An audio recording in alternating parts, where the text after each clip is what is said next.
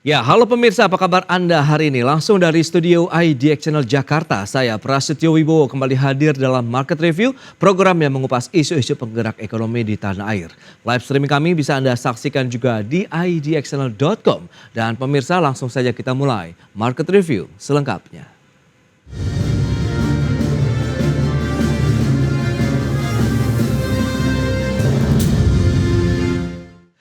Ya, pemerintah berencana membuka keran impor sapi perah hingga lebih dari 1 juta ekor guna mendukung program makan bergizi gratis, dan sapi perah impor tersebut akan masuk ke Indonesia secara bertahap dalam rentang waktu 5 tahun.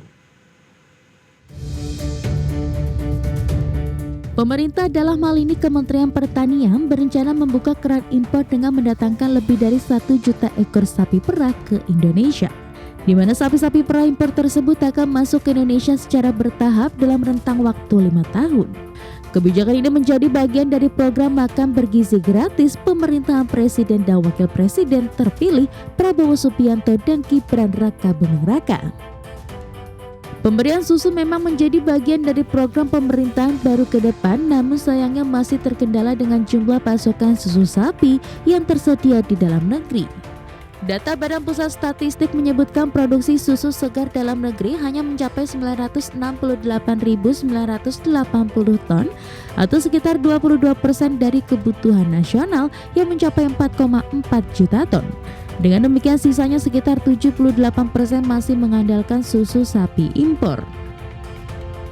Kementerian Pertanian memastikan kegiatan importasi sapi perah nantinya akan diserahkan kepada pihak swasta, di mana saat ini sudah ada sebanyak 36 perusahaan dan koperasi yang telah berkomitmen untuk mendatangkan 1,3 juta sapi perah ke Indonesia. Di sisi lain, pemerintah juga berkomitmen untuk membantu dalam hal masalah perizinan maupun administrasi. Sementara itu, pemerintah juga tengah menyiapkan sekitar 1,5 juta hektar lahan yang dapat dimanfaatkan para investor untuk membangun peternakan sapi perah. Pemerintah telah mengidentifikasi lahan-lahan yang dapat dimanfaatkan sebagai peternakan, seperti lahan hutan maupun kebun sawit yang tersebar di berbagai wilayah seperti Sulawesi Tengah, Banten, Blora hingga Jawa Timur. Nantinya lahan-lahan yang sudah ada tersebut tidak akan diubah, hanya ditambah dengan kandang-kandang sapi. Dari Jakarta, Tim Liputan IDX Channel. Ya, pemirsa, untuk membahas tema menarik kita kali ini, menilik rencana importasi 1,3 juta sapi perah, kita sudah tersambung melalui Zoom bersama dengan Bapak Agus Warsito, Ketua Asosiasi Peternak Sapi Perah Indonesia APSPI. Selamat pagi, Pak Agus. Selamat pagi. Salam sehat, Pak. Salam sehat, alhamdulillah. Baik, terima kasih, dan sudah bergabung juga ini ada Mas Priya Sembada, ini pengamat peternakan dari PB University. Selamat pagi, Mas Priya. Selamat pagi Pak Prisa, apa kabar Pak? Baik, terima kasih, salam sehat juga. Dan ini menarik, langsung saja kita bahas ya Pak Agus Warsito. Terkait dengan update terkini nih, dari kondisi kemudian jumlah peternakan sapi perah di dalam negeri hingga saat ini ada berapa banyak nih? Silakan Pak.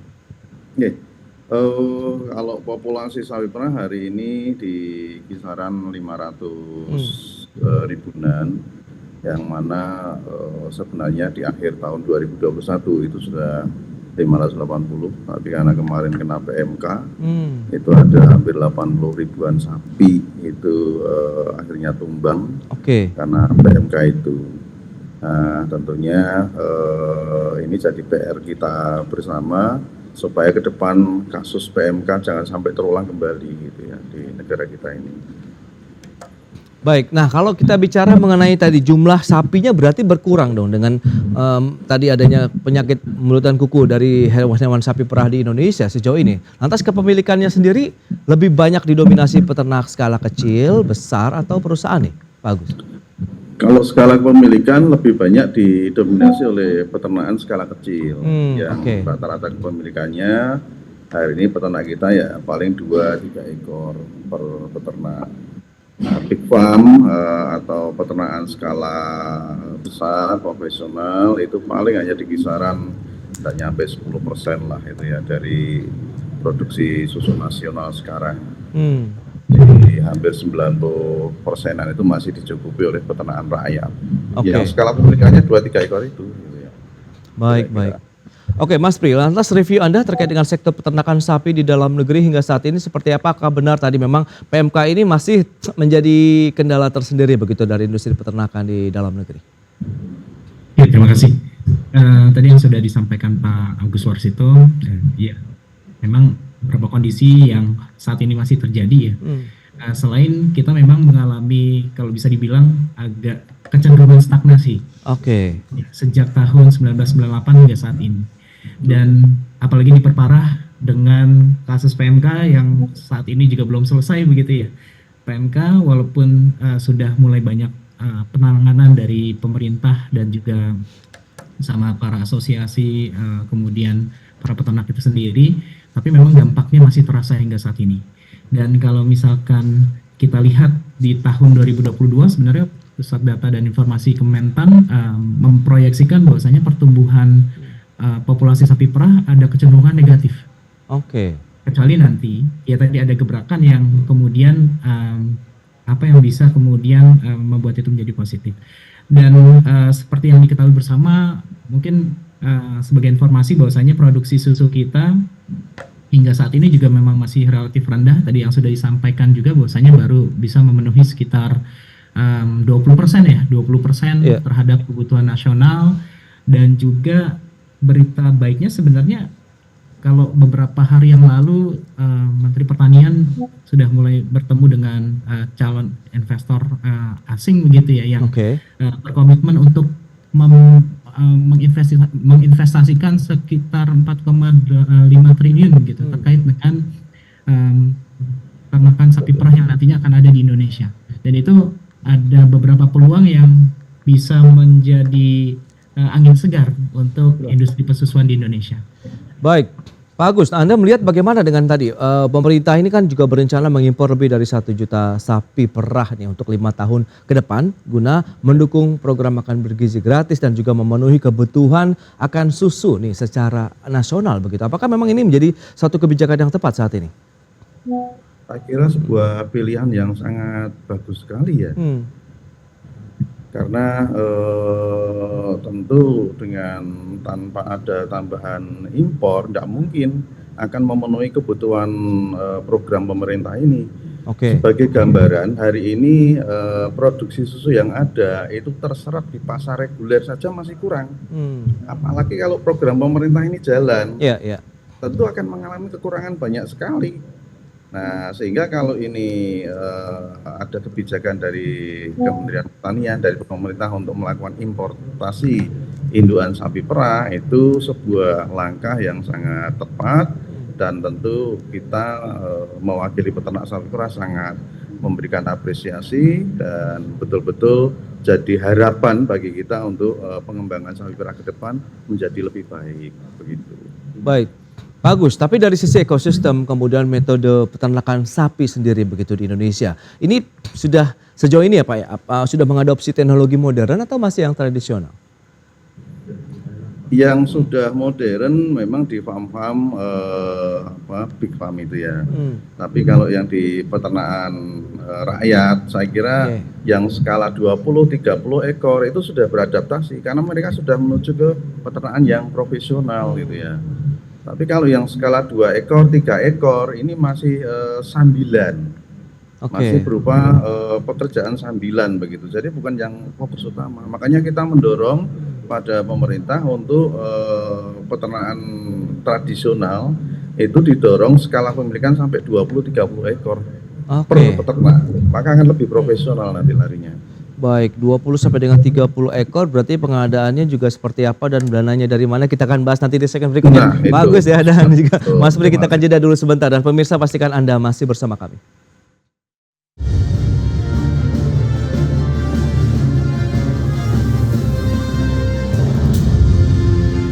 Ya, terima kasih Anda masih bergabung bersama kami dan tadi pembahasan yang menarik terkait dengan kondisi dari peternakan sapi perah khususnya di Indonesia di mana kapasitas produksi baru bisa memenuhi sekitar 20%-an dibandingkan dengan total dari kebutuhan susu di Indonesia sehingga sebagian besar memang produk susu sendiri akhirnya harus diimpor dari luar negeri dan ini dia beberapa negara yang menjadi importir susu sapi ke Indonesia. Baik, seperti yang bisa Anda saksikan di layar televisi Anda ada Selandia Baru. Ini nilai importasinya mencapai 285,99 juta dolar Amerika.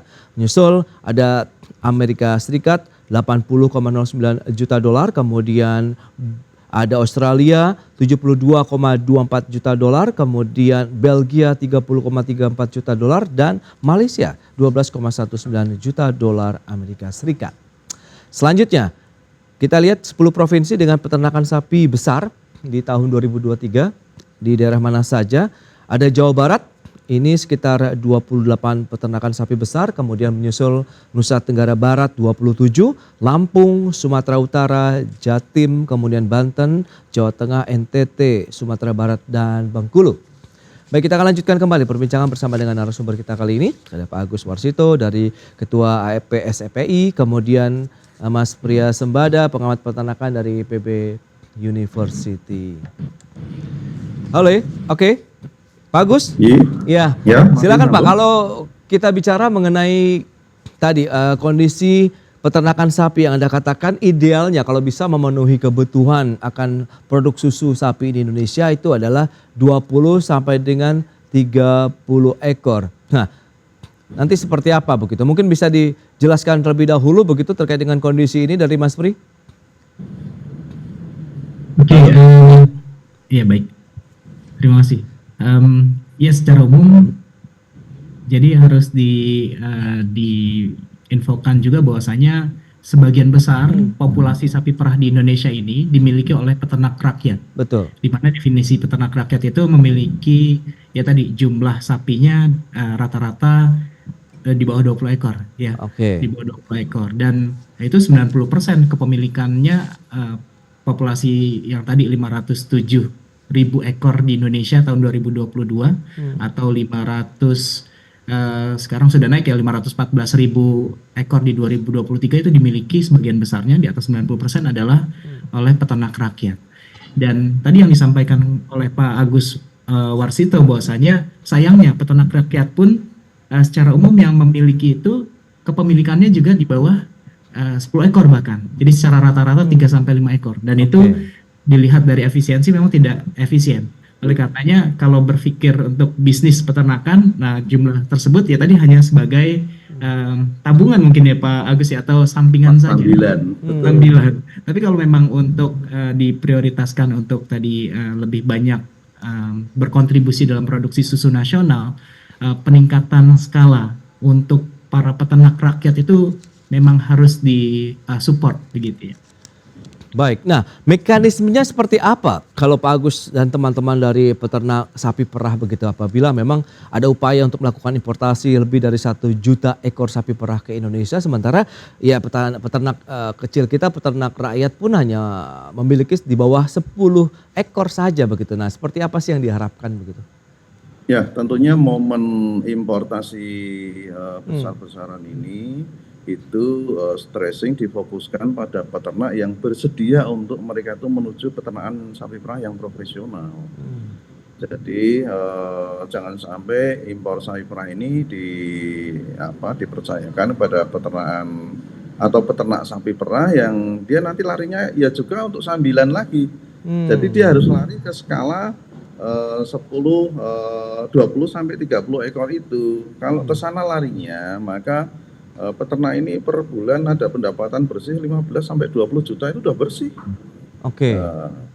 Tapi kalau di bawah 20 ekor itu udah dia kerja sendiri, susah payah, hasilnya juga tidak akan maksimal gitu ya.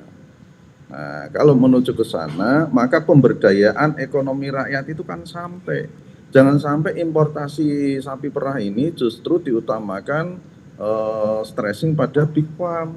Kalau ke big farm itu multiplier efek untuk menciptakan lapangan kerja sebanyak-banyak di peternakan rakyat kita nggak akan tercapai karena yang menikmati hanya vendor-vendor kapital besar itu. Baik, Kira-kira seperti itu. bagus. Tapi kalau kita bicara mengenai populasi sapi perah di Indonesia yang masih sangat terbatas begitu. Lantas bagaimana sejauh ini kalau kita lihat metode peternakannya sendiri sehingga populasinya tidak mengalami pertumbuhan yang cukup signifikan. Apakah karena tadi memang dikerjakan secara sambilan saja? Bagaimana reproduksi dan lain-lainnya untuk sapi perah sendiri begitu? Ya, tentunya dengan sudah lebih profesional, baik itu manajemen kandang, manajemen pakan, manajemen reproduksinya itu akan lebih bisa profesional gitu ya. Jadi calving interval, jarak beranak dari beranak satu ke beranak berikutnya itu bisa sesuai target maksimal hanya di 13 bulan itu ya. Oke. Yang idealnya di 12 bulan. Artinya sapi perah itu setiap tahun diharapkan itu beranak satu gitu ya. Jadi jangan sampai ya sudah hampir 1,5 tahun, 18 bulan baru beranak 1 ekor, itu rugi peternak sapi perah. Nah, itu tentunya namanya manajemen reproduksi yang baik. Nah, itu yang harus diterapkan. Bagaimana bisa menuju ke sana adalah peternakan yang betul-betul menuju ke peternakan profesional. Peternakan sapi perah rakyat profesional itu yang skala kepemilikannya ditingkatkan, dia bisa fokus perbaikan. Kalau sambilan yang namanya sambilan saja sambilan, ya Oke. nyampainya gitu ya, kira-kira gitu. Oke, tapi persiapan ataupun kesiapan dari peternak sendiri bagaimana? Kalau peternak rakyat tadi memang bisa ada program pemerintah bisa menambah jumlah sapi yang harus mereka kelola begitu. Lantas sementara tantangan terkait dengan metode-metode tadi yang seperti Anda katakan modernisasi untuk pengelolaan ataupun peternakan sendiri kan juga perlu waktu untuk dipelajari dan diserap begitu. Ya, betul. Bicara mengenai kesiapan peternak sapi perah kita, insya Allah peternak sapi perah kita siap. Justru kita kembalikan kepada kesiapan pemerintah untuk memberikan dukungan support yang maksimal kepada peternak sapi perah. Dukungan regulasi yang baik, yang kondusif untuk peternak sapi perah, dukungan finansial, dukungan keuangan yang baik. Artinya dengan bunga kur peternakan sapi perah yang untuk breeding itu aja berat sebenarnya. Nah, mestinya ada keringanan, diberi keringanan supaya berkembang lebih baik. Kita ini sebenarnya kalau peternak itu mendapatkan margin benefit yang tinggi, dia akan berkembang sendiri, mencari cara bagaimana supaya peternak sapi perahnya itu semakin bagus hasilnya. Tapi ketika harganya tidak maksimal, ya tidak mungkin. Coba bayangkan, jenengan atau Pak Ali bisa lihat di yang kami sampaikan di situ tingkat konsumsi nasional kita susu sapi ini itu ada perbandingannya. Sudah tak sampaikan, mungkin grafiknya bisa dimunculkan coba. Oke. Jadi fakta bahwa konsumsi susu bubuk di negara kita itu tertinggi di dunia. Justru konsumsi susu segarnya itu terendah. Oke. Nah, ini bisa dilihat kan rasio konsumsi susu cair dengan susu bubuk. Negara Indonesia itu paling tinggi, merah itu. Yang susu cair yang biru itu. Nah, di bawahnya baru Singapura. Negara-negara maju itu justru tidak minum susu bubuk. Negara kita itu peminum susu bubuk terbesar di dunia. Oke. Artinya apa? Susu bubuk itu susu impor. Iya. Konsumen negara kita itu justru menghidup-hidupi peternak luar negeri, tidak menghidup-hidupi peternak dalam negeri. Nah, inilah yang saya katakan multiplier efeknya luar biasa. Salah satu kami menginginkan pemerintah program makan bergizi gratis ini minum susunya itu dipersyaratkan minimal harus mengandung susu segar dalam negeri 80%. Nah, kalau 20%-nya bolehlah itu ada campuran susu bubuk dari luar. Tapi ada aturan begitu sehingga memaksa pabrikan untuk menyerap susu ke dalam negeri. Baik, Itu nanti kita akan salah lihat. satu regulasi yang kita inginkan itu ya. Betul, payung hukum seperti apa, kemudian regulasi seperti apa yang perlu disiapkan begitu sambil kita menantikan kedatangan lebih dari 1 juta ekor sapi perah ke Indonesia. Kita bahas lagi nanti di segmen berikutnya Pak Agus dan Mas Pri. Dan pemirsa, kami akan segera kembali sesaat lagi.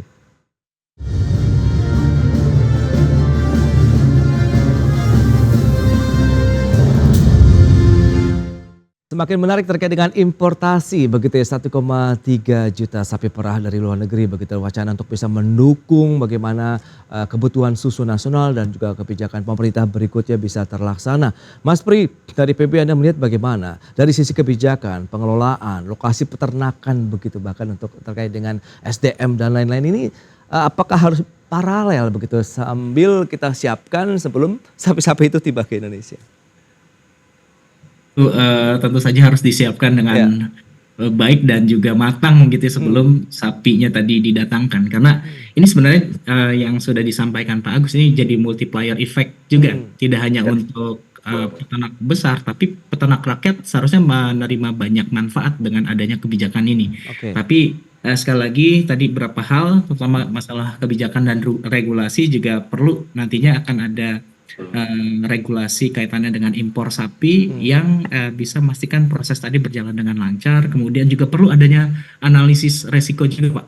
Ini jangan sampai nanti impor terlalu banyak, malah yang datang plus PMK-nya gitu atau penyakit itu dia, lain luar yang lain. Resiko makin berat itu nanti.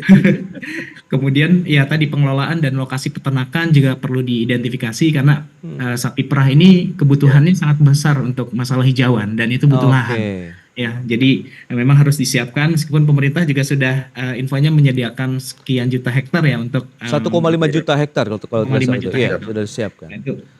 Kemudian juga infrastruktur menjadi penting ya untuk percepatan, baik tadi bangunan kandang, kemudian distribusi, kemudian peralatan-peralatan lain, dan yang paling utama sebenarnya adalah SDM-nya itu sendiri, Pak. Jadi sumber daya manusia, baik itu di tingkat peternak, koperasi, asosiasi, bahkan tadi di tingkat industri pengolahan susu itu sendiri. Jadi mudah-mudahan ada kolaborasi yang menciptakan ekosistem yang memadai gitu, yang sehingga bergairah lagi Pak Agus ya. Mungkin terakhir bergairah di tahun 80-an ya. Mudah-mudahan sekarang juga semakin bergairah kembali gitu. Baik. Nah ini menarik Pak Agus. Pemerintah sendiri kan membuka partisipasi swasta nih untuk mengimpor sapi-sapi tadi begitu, dan menyatakan sudah ada sekitar 40 badan usaha begitu akan mendatangkan sapi perah. Nah ini tanggapan Anda seperti apa? Kolaborasi seperti apa yang diharapkan? Saya kira ide gagasan yang baik, karena kalau semua bergantung pada APBN tentu memperberat beban negara. Jadi industri atau investor mendatangkan sapi ada 40-an itu luar biasa itu. Itu disambut dengan baik dan dikerjasamakan dengan koperasi-koperasi, dengan peternakan sapi perah rakyat gitu ya. Kami mendorong ke sana, tidak semuanya ke big farm. Karena kalau ke peternakan sapi perah rakyat itu relatif daya tahannya lebih bagus daripada big farm. Big farm begitu ada masalah sedikit semua terguncang. Tapi kalau di peternakan rakyat tentunya relatif lebih tahan banting lah. Seperti kasus kemarin PMK. Ketika PMK itu menimpa sebuah big farm itu langsung kolap, Pak. Ya habis sapinya. Tapi peternakan rakyat kita ini dengan improvisasi mereka itu alhamdulillah ya ada yang mau bertahan coba. Ada 500-an ribu ternak ini alhamdulillah hanya ya banyak, 80-an ribu ekor kita itu kolap kemarin, tumbang di saat PMK itu. Baik, bagus. Dari sisi kualitas sendiri bagaimana sih untuk produksi sapi perah yang ada ya saat ini begitu? Apakah memang optimal dalam artian sudah sesuai dengan harapan begitu, atau cenderung trennya menurun begitu dari sisi kualitas? Bicara kualitas ini memang menjadi problem yang perlu menjadi perhatian juga. Karena apa? Salah satu kelemahan di peternakan rakyat itu terjadinya inbreeding. Jadi perkawinan sapi perah ini kan bunting dengan cara inseminasi buatan. Pada satu dekade di satu daerah dengan bibit yang sama mestinya setelah sekian bulan ganti bibit lagi. Jangan sampai nanti anaknya itu ketemu bapaknya lagi putunya ketemu kakeknya lah, itu kan repot itu. Oke. Yang terjadi inbreeding, kawin saudara, dan itu cenderung kualitasnya makin turun. Dulu waktu tahun-tahun 82-83 negara kita impor besar-besaran, sapi yang dari impor itu rata-rata produksi susunya 25-30 liter per ekor per hari. Tapi semakin kesini kualitas itu makin turun. Hari ini paling rataan di kisaran tinggal 12-13 liter per ekor per hari. Oke. Nah, sehingga impor sapi perah sampai dengan 1,3 juta, bahkan harapan kita tidak hanya itu, mungkin 2 juta gitu ya, 2 juta ekor sapi perah itu menjadi sangat penting, karena sambil merevitalisasi sapi perah yang ada di peternakan sapi perah rakyat kita yang hari ini memang perlu ada regenerasinya gitu. Oke. Ya. Baik. Mas Pri, lantas bagaimana proyeksi Anda begitu dan optimisme Anda terkait dengan program mendatangkan lebih dari 1 juta sapi ini terkait dengan industri peternakan sapi perah Indonesia ke depan? Apakah memang ini menjadi momen kembalinya lagi begitu masa kejayaan peternakan sapi perah kita? Harus. Ya, kita tentunya berharap demikian Pak Risa ya. Jadi kita dulu pernah secara historis, dan mudah-mudahan ini juga akan berlanjut juga ya. Karena dulu salah satu titik ketika mulai golden eranya sapi perah itu ketika salah satunya adalah dipancing dengan adanya importasi besar-besaran tadi di tahun 1980-an awal ya, 82, 83. Nah, kemudian diikuti dengan menjamurnya berbagai macam koperasi susu dan lain sebagainya, dan itu dengan kebijakan yang dulu sangat ya istilahnya memproteksi peternak lokal, ini gairah para peternak itu untuk meningkatkan produksinya, produktivitasnya juga akan meningkat, sehingga mudah-mudahan ada tadi efek ganda, tidak hanya untuk usaha peternakan sapi perah, tapi juga bisa pengentasan kemiskinan, pemenuhan gizi masyarakat, kemudian juga tadi tidak perlulah jauh-jauh urbanisasi lagi, tapi di kantong-kantong daerah rural, daerah pedesaan itu bisa kemudian menjadi sentra-sentra peternakan sapi perah yang kemudian memberikan dampak yang luar biasa. Oke, itu dia. Berarti memang momentum yang tepat, kemudian tadi asosiasi dari peternak pun juga menyambut positif ya dengan rencana importasi lebih dari 1 juta sapi perah ke Indonesia, dan benar-benar nanti yang penting adalah pendampingan kesiapan dari peternaknya sendiri begitu, sehingga benar-benar hasilnya optimal sesuai dengan masyarakat, dan tadi reproduksinya juga bisa berjalan sehingga hasilnya juga tidak cenderung turun lagi begitu ya. Baik Pak Agus, terima kasih banyak atas waktu sharing dan informasi yang sudah Anda sampaikan kepada pemirsa. Mas Pri, terima kasih juga atas insight, analisis yang sudah Anda berikan juga kepada pemirsa pada hari ini. Selamat melanjutkan aktivitas Anda kembali. Salam sehat, terima kasih. Waalaikumsalam.